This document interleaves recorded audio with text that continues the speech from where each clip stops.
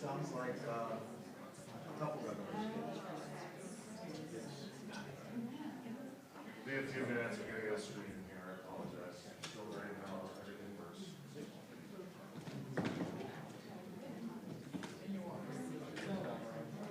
I was looking up.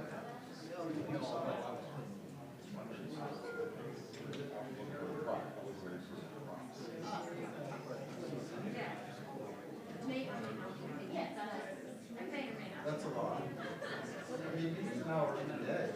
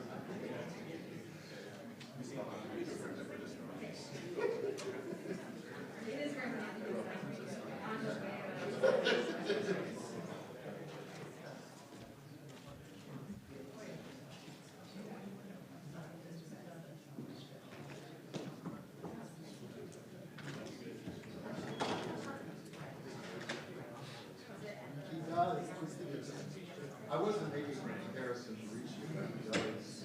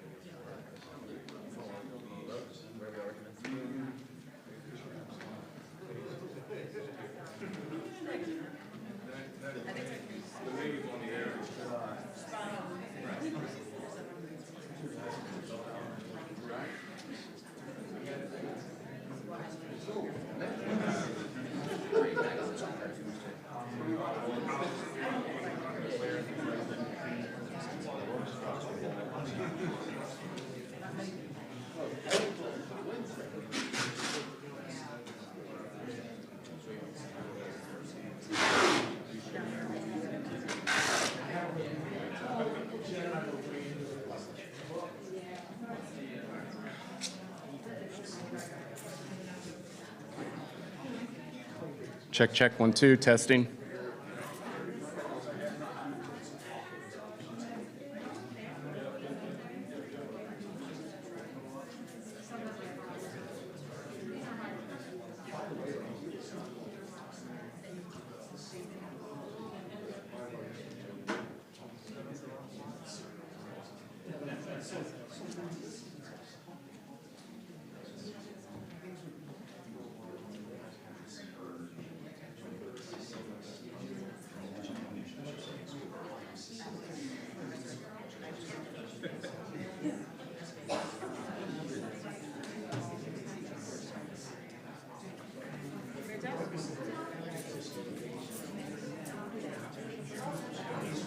Check, 1, 2, testing, 1, 2.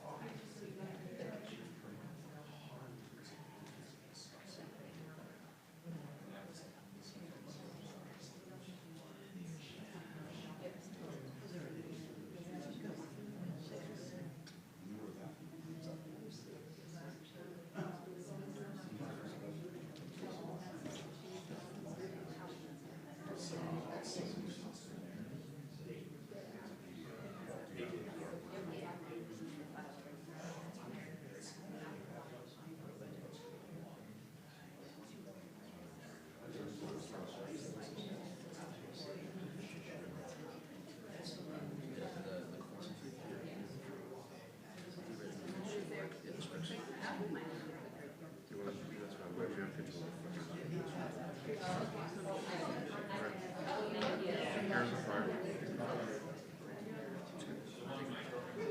Okay.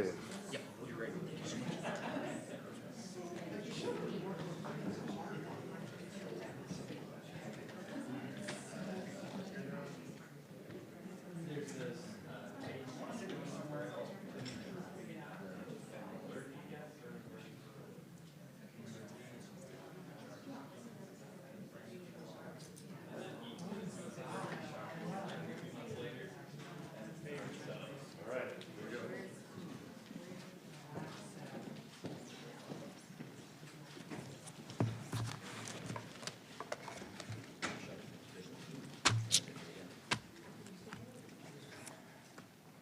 Good afternoon.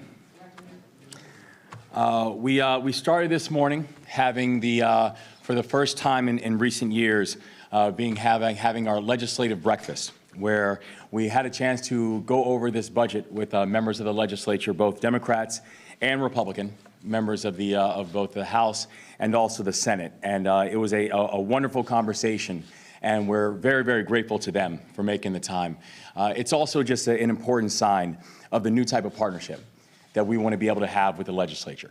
That as we move in partnership to be able to improve the lives of all Marylanders, that we plan on working both across party lines and plan on working with all levers of government in order to make that happen.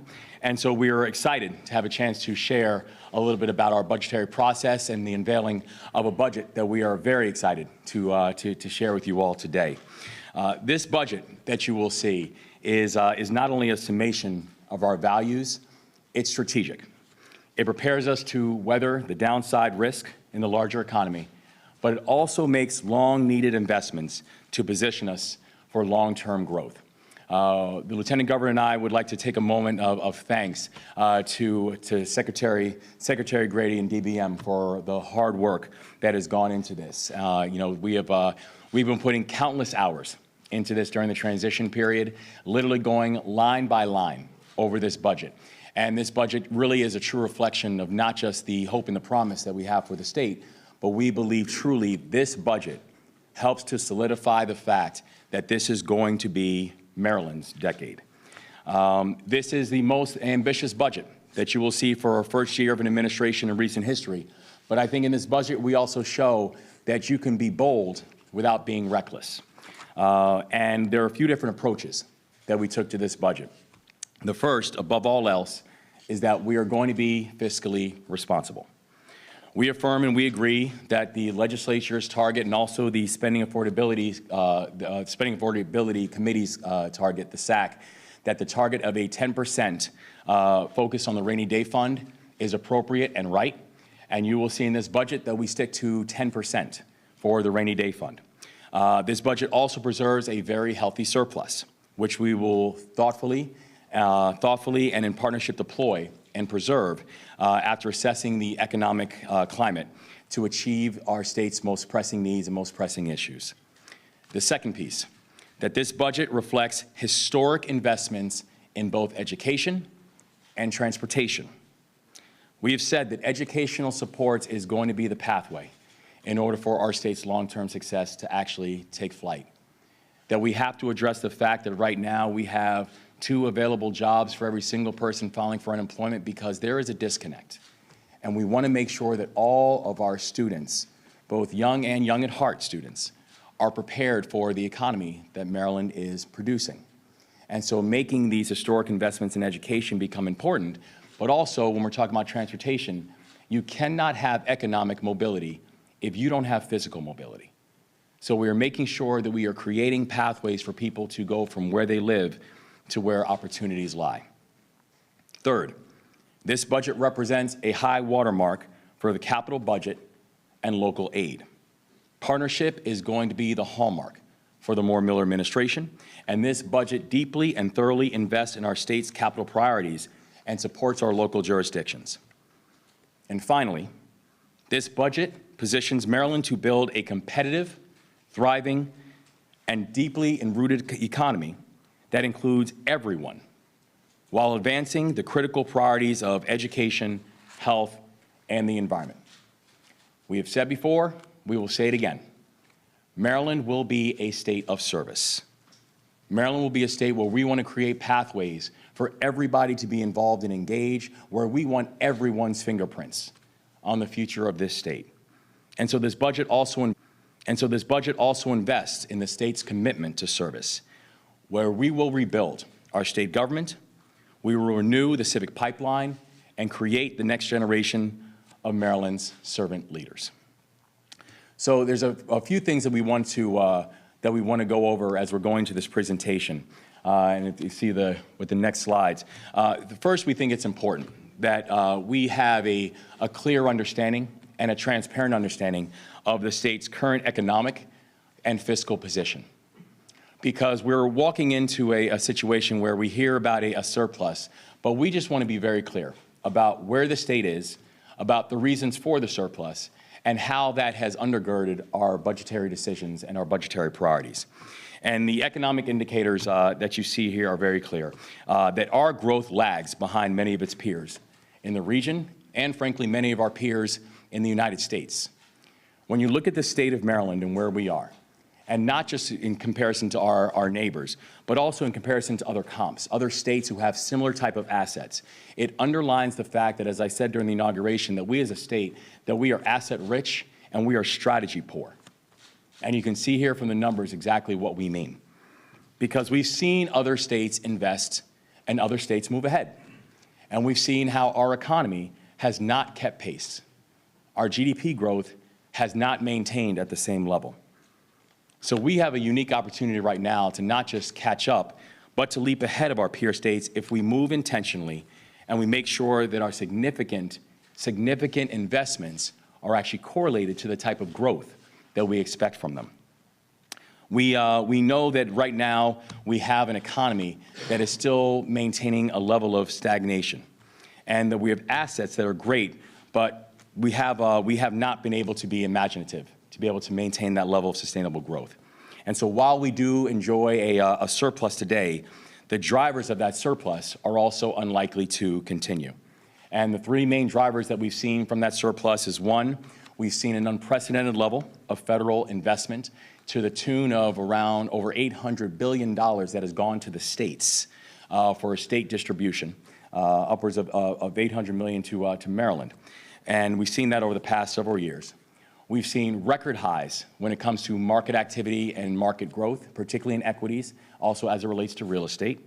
And we've seen an unsustainably high number of vacancies across state government, and that has made our state less healthy, less competitive, less resilient, while also hurting our capacity to actually support Marylanders. Just yesterday, we were with a team over in Anne Arundel County at the Department of Parole and Probations, where they are processing over 1,100 people that they have that they're currently monitoring. They have one input agent. One. These level of vacancies, they have human implications on government's basic ability to do the work. And so when you look at all three of those things that we talked about as to why we have a budgetary surplus, the injection of federal capital, the stock market activity and what that's done particularly towards equities, and also the historic level of vacancies, one thing we can be clear to the people of Maryland, we are not expecting any of those things to exist this time next year. So the budget that we are preparing actually is moving accordingly. What I'd like to do at this moment is to ask Secretary Grady if she would come up and then also walk us through some of these slides here as well. Thank you, Madam Secretary. It might be hard for me to do the clicker from behind the screen, so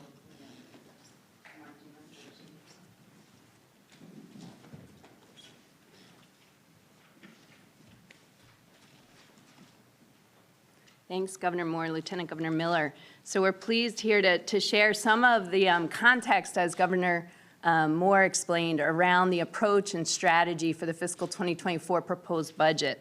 Some of the data that we've included in this slide presentation, which will be posted on our website as well, you'll be able to download it after the briefing today, is really intended to give you some of that context. What is the state of the economy in Maryland today? What's the economic environment within which we're crafting this budget? And we think it's pretty important to kind of share that context so that folks can understand the strategy when we get to the budget investment section. So we're going to start with this slide, which talks a little bit and shows through some graphics the context for the economic environment within which we're planning this budget. There's two national factors in particular that are influencing budgets for states over the previous 2 years.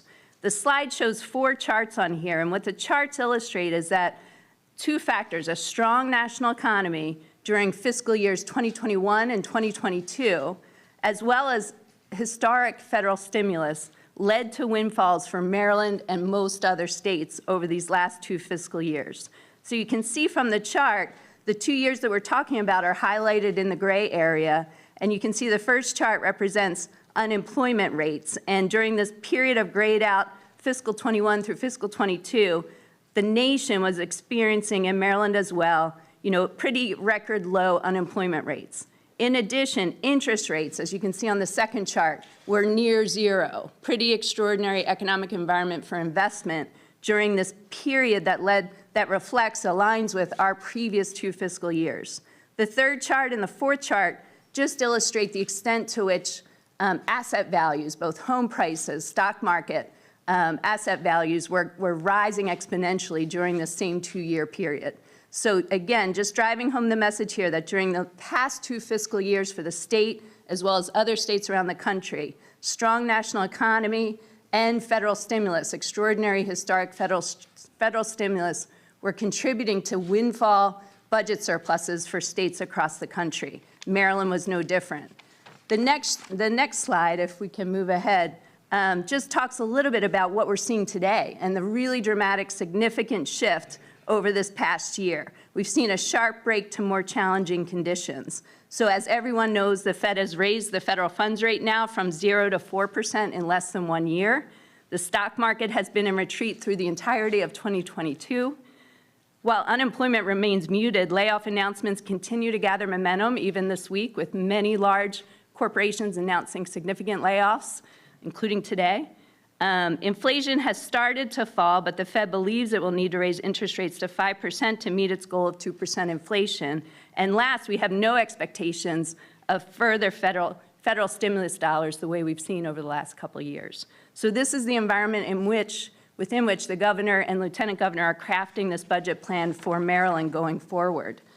The next slide does a little bit more to show through data the point that Governor Moore was making about Maryland's economy compared to the nation. And this is really critical to the strategy and approach that you're going to hear the governor lay out in the next few minutes. So the outstanding characteristic of the Maryland economy compared to the national economy from where we sit is that Maryland's poor record of economic growth, despite our great wealth and our tremendous assets, particularly in the last 5 years, as you see from the chart. So this chart shows the change in real GDP for the country compared to the change in real GDP for Maryland, GDP meaning gross domestic product. And it's a 15-year chart, but in particular what you see is over the last 5 years or so, Maryland has really broken off and has been lagging the country. If you look at the data over 10 years, the past 10 years, the national economy has grown about 23% versus about 11% for the state of Maryland. That 12% cumulative gap represents tens of billions of dollars of lost economic gain for the state. This is the picture precisely that the governor has honed in on as he's thinking about his priorities for how to move the state forward over the next 4 to 8 years. The next chart after that just drills down a little bit further, and we think it's a really important chart because it shows, in particular, what we see as the key opportunity for Maryland in the years ahead. So this chart is a subset of our GDP. This chart focuses in on the professional, scientific, and technical services portion of the economy.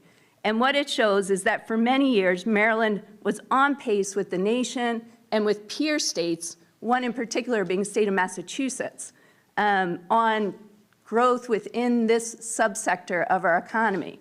But in recent years, again, like the prior chart, the nation and peer states have broken apart and really moved ahead of Maryland. So in this chart, Maryland is the red line, and you can see at least as far back as 2015 or so, we've been lagging the country. We've been lagging states such as Massachusetts, where we should be competing more head on. We see this as a critical opportunity for Maryland going ahead, and it's the area in which the strategy around making our economy competitive and equitable really rings true. And so it's informing directly some of the budget investments that the governor's gonna walk you through next. The next chart just gives a quick highlight of one particular ranking that's out there. The 2022 Index of State Economic Momentum is a ranking published by the Federal Funds Information for States. It ranks states based on their most recent performance in 3 key measures of economic viability: personal income growth, employment growth, and population growth. What you see on the chart is for 2022, our most recent year, Maryland ranked 47th among states and DC for overall economic momentum. We ranked 45th on change in personal income. We tied for 40th on change in state population. At the same time, we were ranked 43rd in the nation, 43rd highest on unemployment rate as of November 2022. The US was at 3.7% and Maryland is at 4.3% as of November. It will take, we want to emphasize, it's going to take significant time, investment, and focus over several years to gain our traction back against peer states and the country. But we do believe, and the plan that we're bringing today asserts that this really needs to be our top priority and underpins our ability to make progress on all the other priorities that the governor and the lieutenant governor have run on. The last chart I'm going to show is just a comparison within our region on that unemployment rate I mentioned a minute ago. So Maryland, as of November, was at 4.3%. Delaware's approximately close to us, about 4.4%. But we are ahead of Pennsylvania at 4%, New Jersey at 3.4%, and Virginia, importantly, at 2.8%. Just to wrap this up in terms of what this represents for the state's current fiscal position in our budget. So as many of you know, the state ended last year, fiscal 2022, as of June 30th, 2022, with a general fund surplus of $5.5 billion. That's been widely reported and talked about. If our revenue projections hold through the rest of this year, through June, and that's a big if, because there's credible uncertainty about how income tax receipts in particular will come through in the next several months. But if revenue projections hold, we project to end the current year with a $2.3 billion surplus and $2.9 billion rainy day fund. The state budgeted in the current year, fiscal 2023, that we're midway through, the state budgeted to spend down $2 billion of its cash reserves on capital projects. So that's the primary factor why the surplus is going down between last year and this year. There's two factors, again, just to recap, that drove that surplus over the last 2 years, and they're not expected to continue going forward. Unprecedented federal stimulus funding and approximately at least $800 million worth of federal stimulus funding coming to the state of Maryland, the state government, really impacted directly our bottom line surplus. In addition to $1 billion last year in higher than estimated personal income tax revenue for last fiscal year 2022 that tied directly to the investment market performance in calendar or tax year 2021, when the markets were booming on that first chart that we showed. So the booming markets in 2021 led to windfalls of income tax revenue for fiscal 22, which ended last June, which are really the driving factors, together with the federal stimulus, of the large cash surplus that we're sitting on today. But we don't expect either of these factors to continue going forward. And so I think as the Secretary laid out, you know, there are very real economic headwinds that we are facing. And so we're going to proceed carefully. We're going to proceed responsibly. But we're going to proceed with also a real sense of hope and ambition on the big things that we have to accomplish right now in this moment. But the truth is that even a moderate recession would cost the state of Maryland, directly and indirectly. And we also know that while whether or not we go into a full recession is still being debated, even though 80% of economists believe that that is the direction that the country is heading into, even just the recessionary pressures of that are real and have to be taken into account. And that's not to mention that if Congress now fails to meet its obligations, where the Treasurer is already taking extraordinary measures to avoid a catastrophic default, that will have very real implications on everyday Marylanders. So the bottom line is, in order for us to meet this moment, we are going to proceed smartly and cautiously, but we are going to proceed with a real belief that this is going to be Maryland's moment if we can proceed on this together. And that does not mean we are going to step back from our responsibility or this opportunity to invest deeply in our state's future, because as you will see from this budget, we must, and we will. And so in order for us to do that, there's a few different things that we are going to do, and you are seeing how we are making pretty historic and important investments in two specific areas. One, I'm committing $500 million to the blueprint for Maryland's future, which is the largest investment by a governor. The second, we're committing $500 million to transportation. First, I'll go over the blueprint. I'm thankful to the legislature for the work that has been done on the blueprint for Maryland's future, because when we talk about what does it mean to have a 21st century education system and a world-class education system for our children, it is an education system that we know that our children deserve. And in order for Maryland to move ahead, it means we must be preparing our children and our workforce for that. I was proud to support the blueprint. I was proud to testify on behalf of the blueprint. And this work is critically overdue because too many of our students are trapped right now in a system that chronically fails them, fails their families. This helps to address that. But the blueprint has been hobbled by an executive that refused to support its robust and its intentional implementation. And local districts are feeling it as well, because there's not just an implementation requirement that you have on the local jurisdictions. there's a fiscal requirement. And so I'm committed to the blueprint and know that we must implement it sustainably and smartly. Our administration is ready to lean in and to work with our partners, beginning with MSDE and including everybody involved inside of this process to ensure that that happens correctly and sustainably. The second piece is transportation.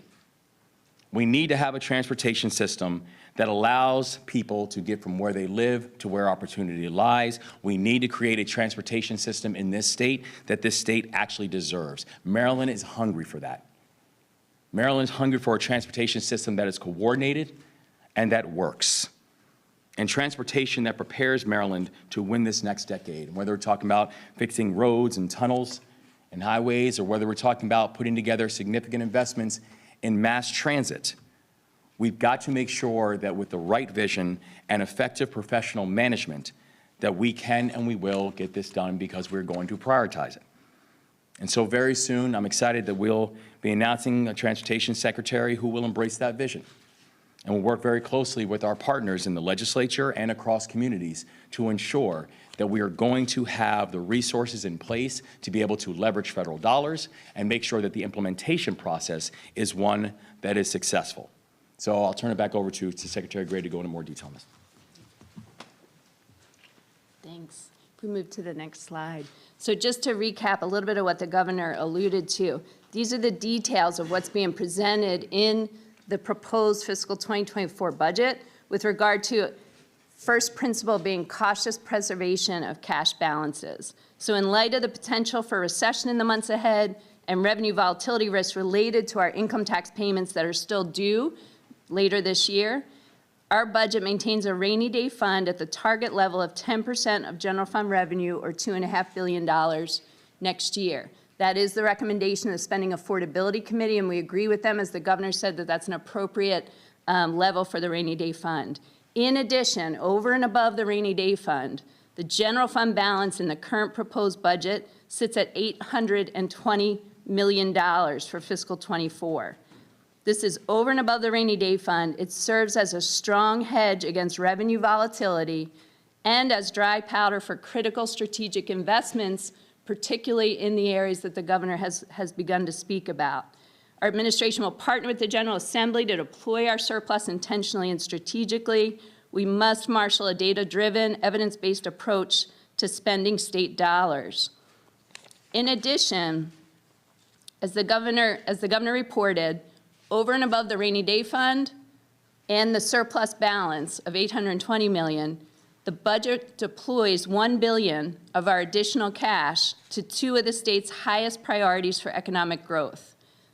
The budget contributes $500 million of general fund cash in fiscal 2024 to the Fund for the Blueprint for Maryland's Future, and it sets aside $500 million of general fund cash next year as a dedicated reserve to support strategic priority transportation projects across the state that align with our economic competitiveness goals.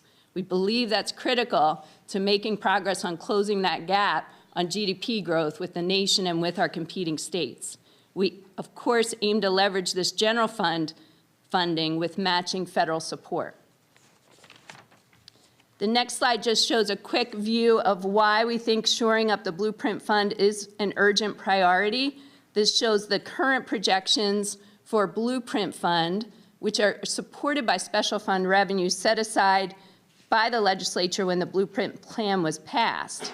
And what you see is that for fiscal '24, we're projecting the Blueprint Fund to have a $2.2 billion cash surplus. However, what you see is that given the pace of expense against the Blueprint Fund, and the expense estimates have certainly increased from the time the original vision for Blueprint was established several years ago, what you see is that over the course of the next 4 to 5 years, the Blueprint Fund balance is depleted. There's $1.5 billion projected revenue coming in each year to support the activities and the initiatives of the Blueprint Fund, but the overall balance and the cushion in that fund will be depleted going forward. The $500 million very important contribution that the governor's dedicated in the budget helps extend that out a year to give the time to do the really important practical feasibility implementation planning that's required in order for us to get this right.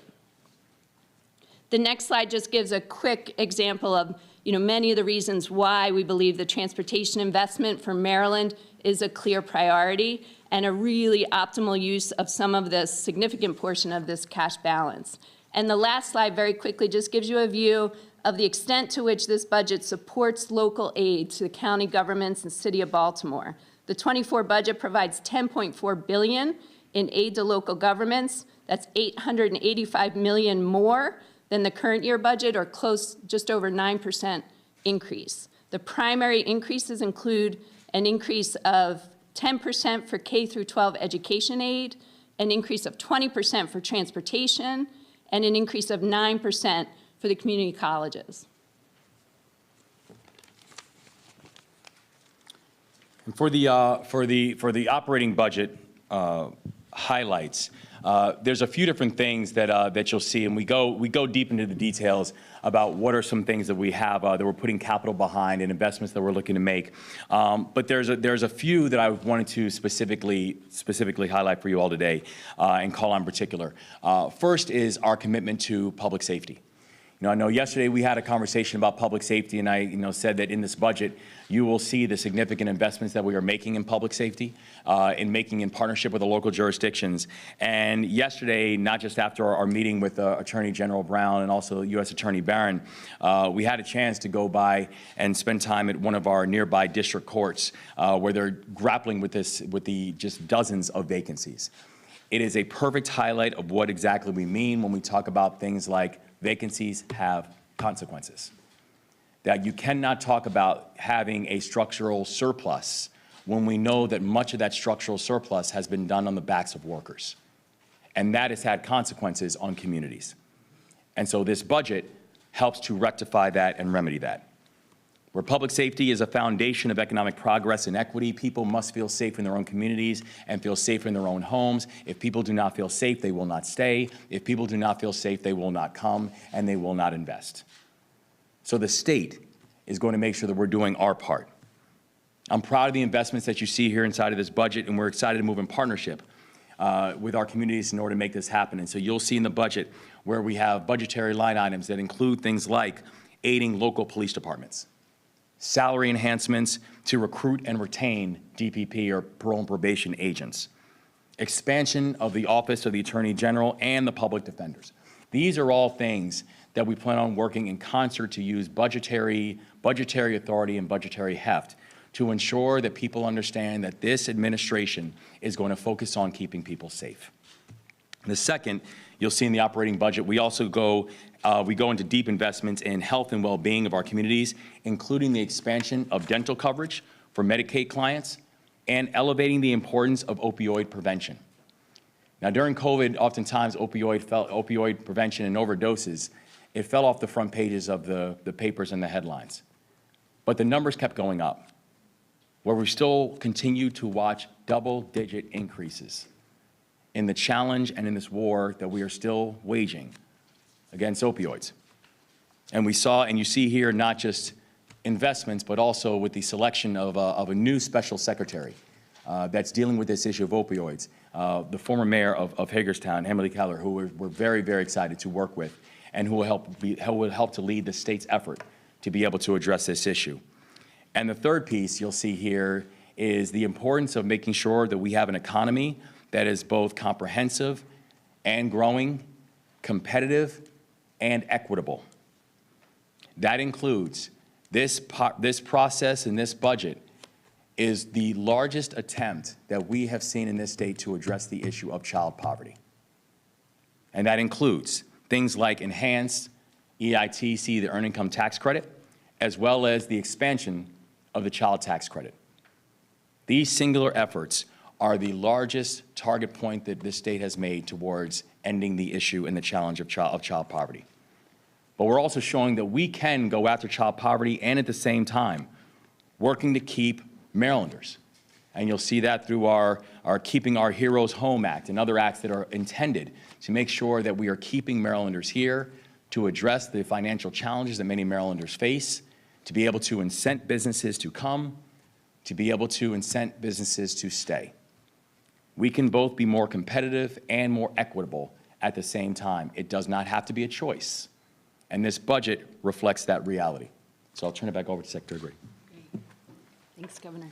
So I'm going to move quickly for sake of time. Like I said, the slides have a lot of detail, but I do want to highlight just a few of the key areas. Like the governor said, even after putting aside extraordinary amounts of our cash surplus for reserve, for hedging, as well as for two key priorities in education and transportation, there's still tremendous number of investments being made and reflected throughout this budget across a number of key priorities for the administration. So first and foremost, just doubling down a little bit on what are the investments here that are going to help us close the gap on the competitive and equitable economy that the charts earlier illustrated for you. We have three categories of investments going against our competitiveness agenda. The first one really relates directly to the governor's legislative agenda as he just described. So this is an agenda that prioritizes ending child poverty. We have budgeted $171 million next year in the operating budget for the enhanced earned income tax credit and expansion of the child tax credit through the Family Prosperity Act. Additionally, we are planning in the budget for the acceleration of Maryland's minimum wage to $15 per hour through the Fair Wage Act and indexing the wage to inflation. This reflects $218 million in investment in next year's budget for adjustments to the state service providers doing the work out in the community on behalf of the state so that they can accommodate this acceleration of the minimum wage in the pay that they can afford to give to their employees. Third, there's $33 million reflected in the budget for the Keep Our Heroes Home Act, which would exempt a portion of military retirement income through the legislation. And then last, with regard to the legislative agenda and our competitiveness agenda, we have budgeted $10 million next year for the Innovation Economy Infrastructure Act, which will incentivize innovation economy business creation and expansion in Maryland. That speaks directly to closing the gap on that particular subset of the GDP that we showed you on the chart earlier. There's two other categories of investment reflected in the budget against the competitiveness agenda. The second one is investments in higher education. Again, we see this as critical to closing that GDP gap. The budget includes 13% increase growth next year for Maryland state-operated institutions of higher education, and in particular, state support for Maryland's historically black colleges and universities grows by 19% in the budget next year, and the capital budget includes $165 million for 9 projects at 3 of our HBCUs. State support for the University System of Maryland is increasing by 12% in the budget.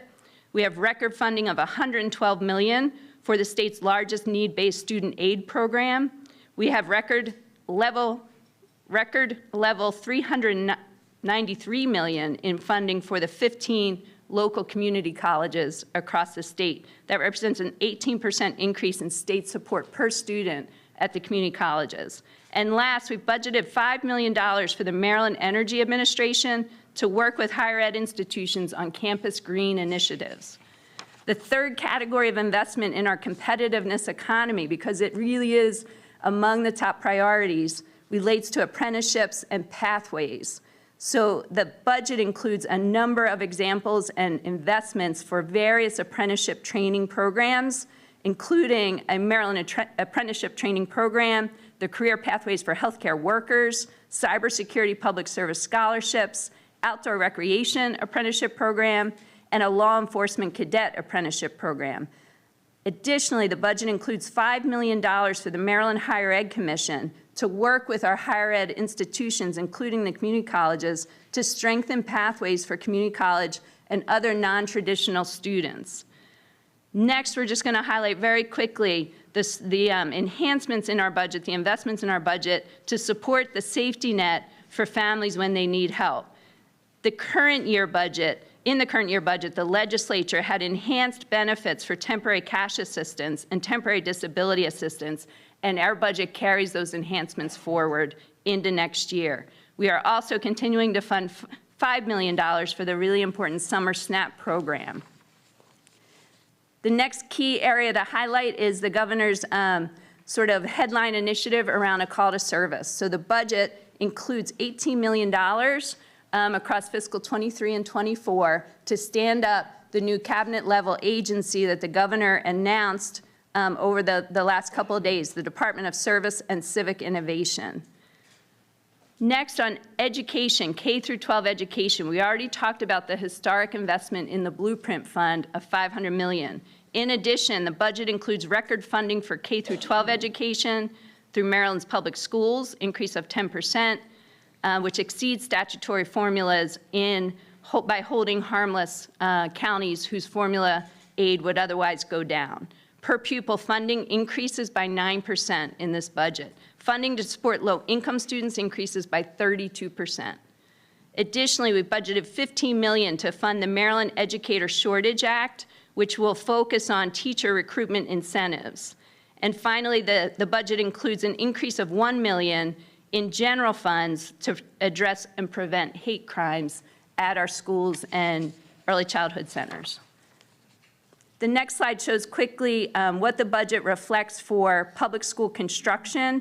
For the second year, we are proposing over $1 billion in public school construction funding next year. The budget proposal is at $1.1 billion, which is just slightly above the proposed governor's budget last year and just about level with the $1.2 billion that ended up in the final budget for fiscal 23. When it comes to health, the governor spoke a bit to the investments in health. There's several slides included in the deck that we would point you to, but just at a very high headline, the budget includes $15 billion for Maryland's Medicaid program, $5 billion of which is general fund tax support. And additionally, relative to behavioral health, the budget includes $1.4 billion in direct state support for behavioral health, mental health, and substance use programs. This includes $78 million in enhanced funding that the new Secretary of Health is going to direct allocation against as she designs the strategy for behavioral health interventions for Maryland for the next several years. I think the governor covered some of the highlights on public safety, so we'll keep moving to say there are many investments in this budget to support our work on the environment. So the budget includes record levels of funding from the Strategic Energy Investment Fund to support long-term renewable energy goals. In addition, it funds additional positions to support the state parks. It also includes $129 million in general funds next year, $107 million more than planned to fully fund the transfer tax repayment provision as revised by the Great Maryland Outdoors Act. Additionally, includes $15 million for the implementation of the Tree Solutions Now Act, including $10 million for urban trees. Next couple slides just show a little bit of the data around the challenges that the governor has spoken about related to rebuilding state government. And if we're going to accomplish all that we're intending to do across these strategic priorities, we also need to start by focusing on rebuilding state government. What the chart shows you on this page is that over the last 10 years, the total number of funded positions within the executive branch of state government has actually declined by approximately 2,000 positions. At the same time, the vacancy rate among that smaller number of positions has doubled. We're at about 13.4% vacant positions, up from just over 6 10 years ago. The budget includes a number of investments and strategies to begin to get state government rebuilt with regard to the workforce. The budget includes salary increases for most state employees that will reach 18% over the 19-month period from January 2022 through July 2023. 18% salary increases have been baked in and are funded in this budget going forward, which we hope will be a nice step forward in terms of recruitment and retention. The budget also includes $39 million in salary adjustments for several difficult-to-fill positions like nurses, attorneys, emergency response technicians, and some of our educator roles. The budget includes $5 million to provide health care services for National Guard members in alignment with the administration's Health Care for Heroes legislation, another area where recruitment and retention has been a challenge, and this this legislation sets out to help make a difference. Finally, the budget includes 143 contractual converted positions where we're bringing workforce out of contractual roles back onto the state payroll. I'm going to stop there. Actually, for the process of time, you want to go straight to Go straight capital? there. That's fine. Sure. So for sake of time, so we can have a couple questions, I know we started late. Just a high-level view of the capital budget, more details posted on the website. So the total capital budget is just over $7 billion next year, and that's split about evenly between the capital improvement program and the consolidated transportation program. The CIP, the capital improvement program, is about $1 billion higher than the planned amount this time last year for fiscal '24. Our primary funding sources for the capital program include $1.2 billion in general obligation bonds, which is, matches the recommendation, again, of the Legislature Spending Affordability Committee. It also includes $795 million in operating cash, PAYGO operating cash, to support capital. The capital budget funds more than half of the legislature's pre-authorized projects last year at about 60%. And it also includes $100 million in budgeted capital capacity for the legislature to allocate as they see fit for next year. There's additional slides with a lot more detail on the capital budget, but given the sake of time, I think we'll let you review those on your own and maybe move to wrap up. Absolutely. I just say in summation before we take some questions. When we were asked, they said, what can you expect inside this budget? I think the answer that I gave yesterday is the same answer. You can expect no surprises because we've been talking about these things for the past year. And you can expect that if we said it, we meant it. That these investments that are taking place are going to be for the best interests of all Marylanders and for a long time. That we are making and we are using this moment, and we will not miss this moment, to be able to move smartly and move with discipline and prepare for any other type of economic headwinds that might come our way. But at the same time, we're not going to miss the opportunity to make the investments that we know that the people of this state deserve and have called for. So if anybody has any questions, we'd love to be able to answer them. Governor, what's the top line budget number and the percentage of increase year over year? Sure. So on the state's general fund, the top line budget number is just about $25 billion, and it's a slight decrease year over year from fiscal '23. The decrease is driven primarily by the fact that fiscal '23, as I mentioned, included historic level of PAYGO capital funding at about $2 billion. And next year, we've brought that down to about $800 million, just under $800 million.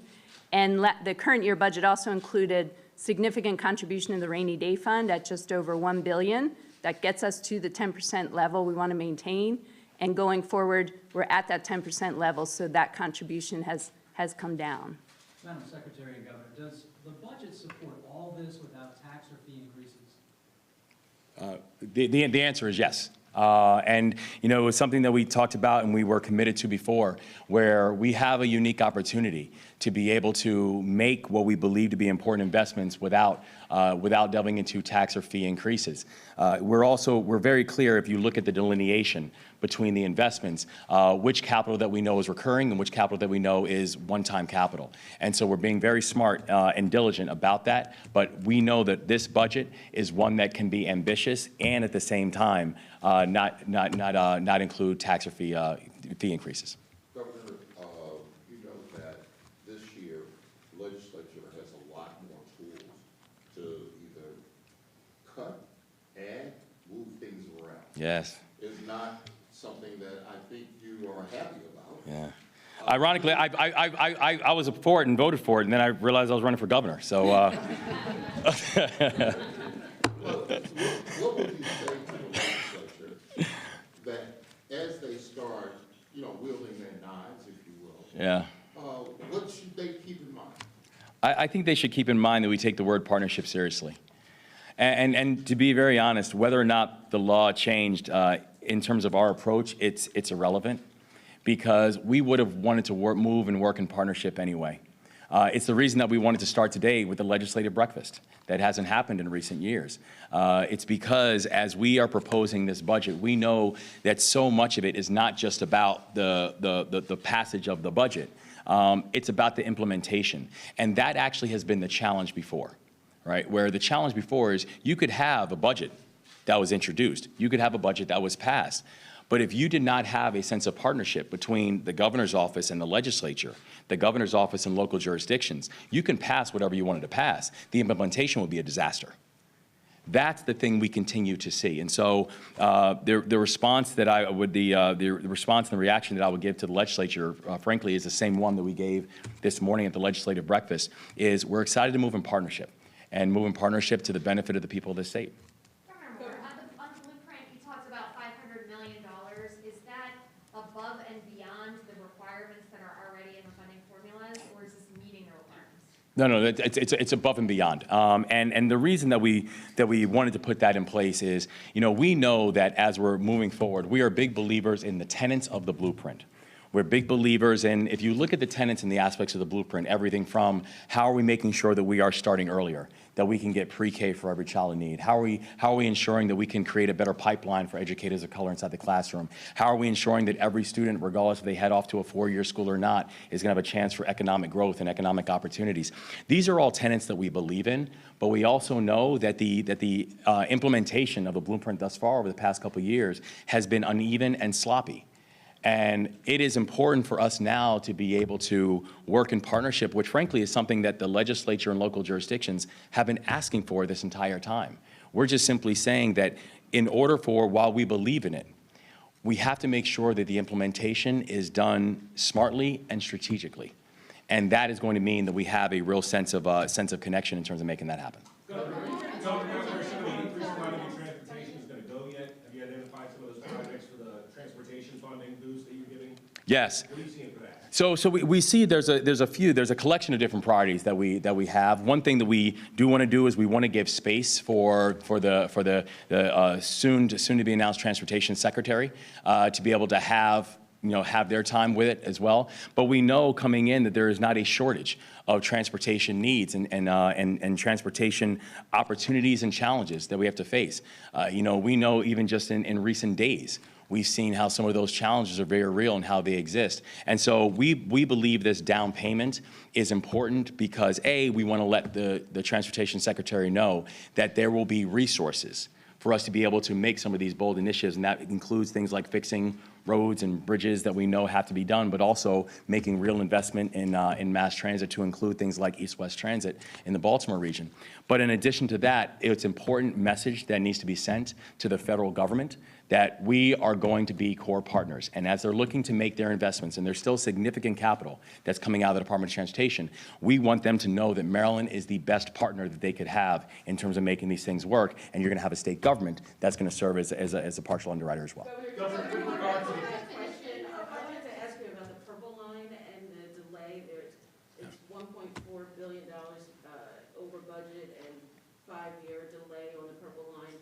Will there be money, will part of that money be used for that? And also I wanted to ask you about toll lanes. You've publicly criticized toll lanes in the past. Will there be additional funds for toll lanes expansion on the Beltway? Yeah, thank you. I mean, in just the past few days, we've seen some pretty major examples of a transportation system that's just failing to meet the needs for people that we're serving. In fact, it was the Post when you all released a report about the challenges that the Purple Line continues to face.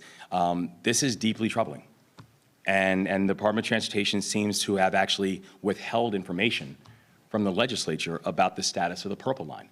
We're finding out in real time that the information that came from the Department of Transportation might not be accurate as to where the Purple Line is right now. And so I know the legislature is planning on meeting and having a briefing next week with MTAs about MTA's top projects. And frankly, the legislature deserves to know what is the status and what's happening in our transportation projects. But as early as this weekend, our team is going to be spending time on this, because what is happening within our transportation projects, to include the Purple Line, is not satisfactory, and the people of the state do deserve better. In terms of how we're thinking about 270 Beltway, our position on it, and we'll be speaking with, again, giving space for the transportation secretary to also have input, but our position on it as an administration stays consistent, where there are really three lanes that we need to make sure that all transportation, three lenses that all transportation projects need to be examined under. And the first is making sure that it is going to be equitable, and that includes both who's building it and who can benefit from it. The second is protection and making sure that we're not harming the environment in the work that we're doing. And the third, harming the environment in terms of the work that's being done. And the third is going to be community input. And making sure that the community, local leaders actually have a seat at the table in that conversation as well. And so the current plan that is in place, the current plan that the former governor laid out, I've been very clear. I have real issues with the way it was laid out. And so we have to be able to, while we have to address the issue of congestion in the Washington region, and we will, we also know that the plan has to be one that is seen through those lenses, and we're going to have an approach that really meets all those gating criteria. Governor, with regard to the education funding, you're throwing another $500 million to support the blueprint, hinting that it's been underfunded. And then the chart shows that it goes into the red in the future years. Yeah. Is it affordable without tax increases? I know you just said no tax increases now, but looking down the future, you've got red, extra money now. How can that add up? Yeah, I mean, part of the reason that we wanted to make this down payment is A, to show the fact that we believe in the basis of the blueprint. We're not retreating from that. We also know that the conversations that we are going to have with all of our partners, to include MSDE and local partners in the legislature, that is not a conversation that will start years from now. That's a conversation that starts today. Because in order to make sure that this is going to be done, that the implementation process, and when we say implementation, that's not just the funding piece, that's every aspect of the implementation, that it is done smartly and sustainably. We do have to address the fact that, the chart that Secretary Grady shows, that chart is real. And it turns from red to green.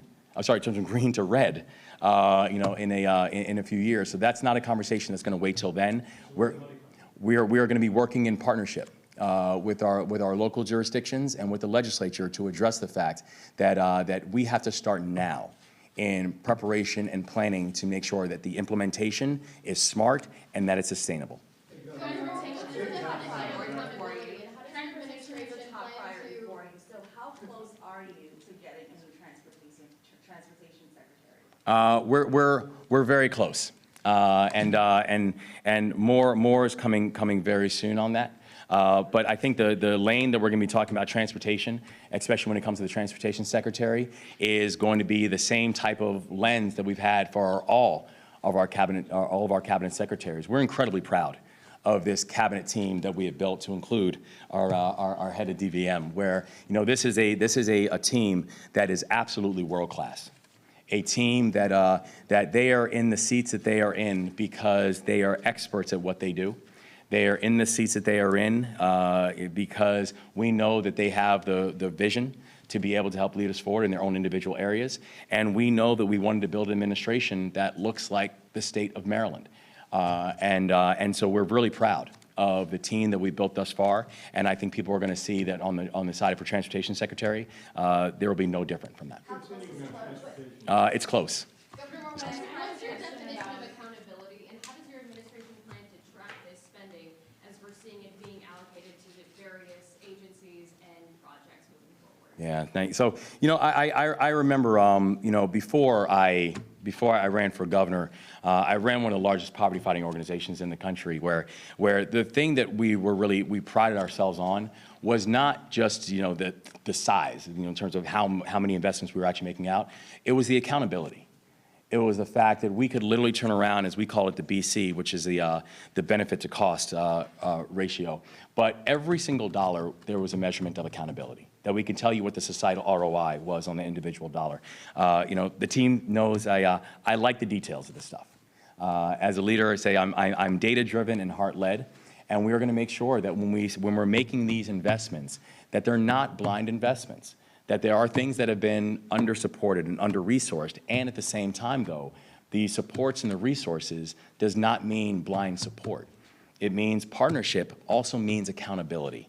And so that's something that you'll see with all the investments that we are making. It's why we're going to be smart, it's why we're going to be diligent, and it's why we're going to make sure we're taking our time on this, because accountability for the capital dollars of taxpayers is going to be a hallmark for all of our endeavors. Will you be transparent with that Clarity on the information, transportation. the return on investment, and making sure that everything is available for? I'm sorry, citizen repeat the first part. I didn't hear, I'm sorry. Will your administration be transparent with that information as we learn the accountability measures, and will the public see where you're at if something goes wrong? Yeah, no, it's important for us that that people of the state know that we mean that, right? That we take the allocation of taxpayer dollars very, very seriously.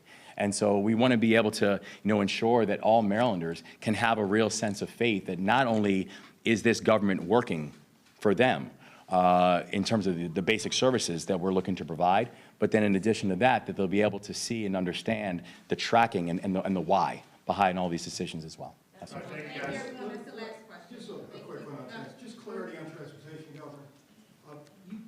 I'm interpreting some of what you said as a philosophical move away from public-private partnerships on major big transportation projects. Did I interpret that correctly? How would you put it? You did not interpret that correctly. I am not against public-private partnerships, but I'm against public-private partnerships that do not serve the public.